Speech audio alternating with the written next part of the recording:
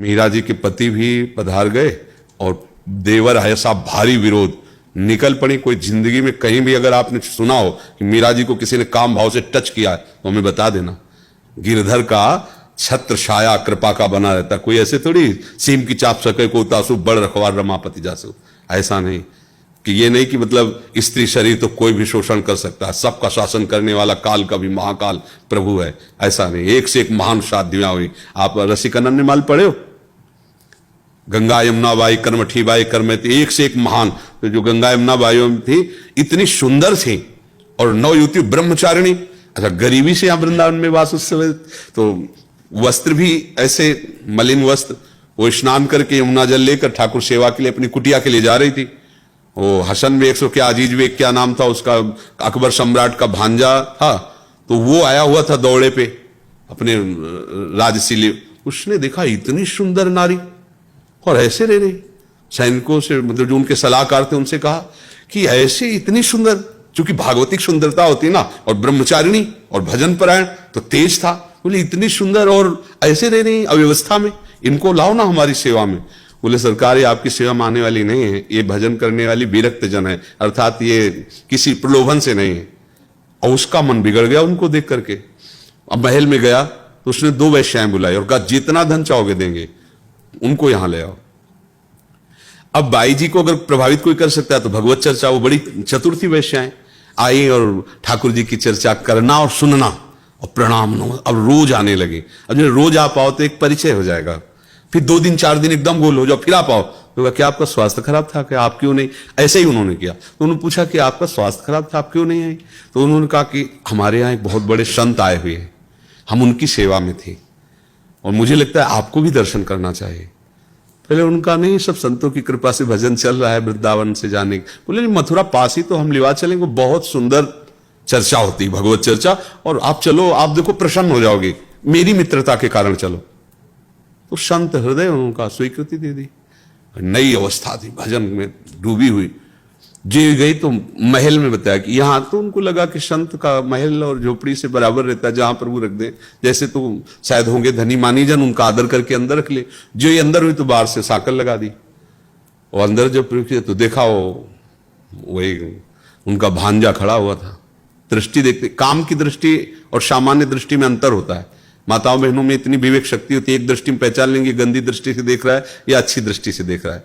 उन्होंने देखा और उनका सुनो, बड़े प्यार से कहा ये जीवन राधा वल्लभ लाल को समर्पित है, आगे कदम मत बढ़ा देना, नहीं तो तुम्हारा अमंगल हो जाएगा, तुम हमारा तो कुछ नहीं कर सकते। और वो राज वैभव से, अब उसको कोई भय थोड़ी था, कोई ज्ञान तो था नहीं। जे आगे बढ़ा, आंख मूंदा, श्री हरिवंश श्री हरिवंश श्री हरि। सामने बबर शेर प्रकट हो गया, दहाड़ बेहोश हो गया, पैजामा गीला हो गया उसका। और बाई जी अंतर ध्यान यहां वृंदावन में अपनी कुटिया में, बहुत ऐसा भयानक भय, वो आंख खोले तो डरे, आंख खोले तो डरे। सब लोग उनका ये बाई जी का चमत्कार है, उनके पास उनको लाए और कहा क्षमा कर दीजिए।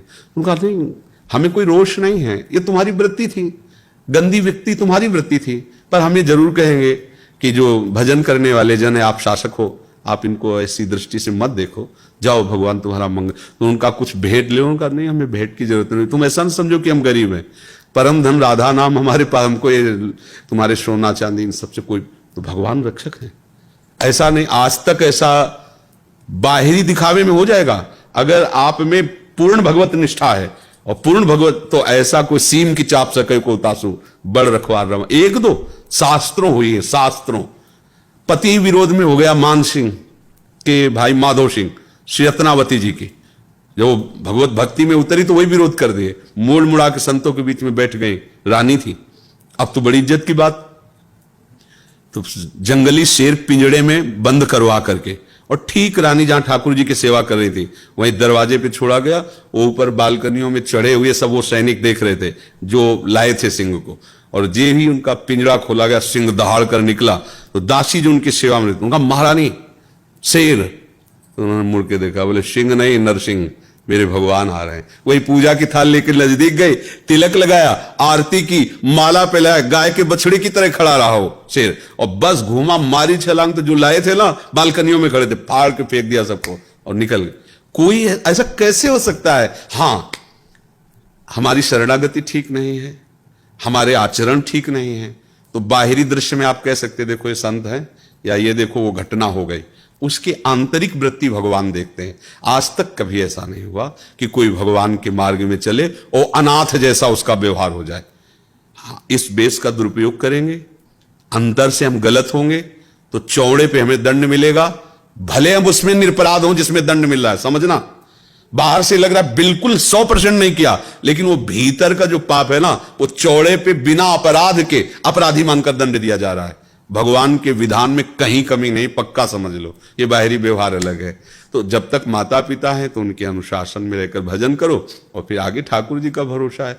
तो ऐसा नहीं कि वृद्ध हो जाएगा तो फिर कौन देखेगा, आगे ये नहीं रहेंगे तो कौन देखा, वो तो प्रभु ही देखते हैं ना।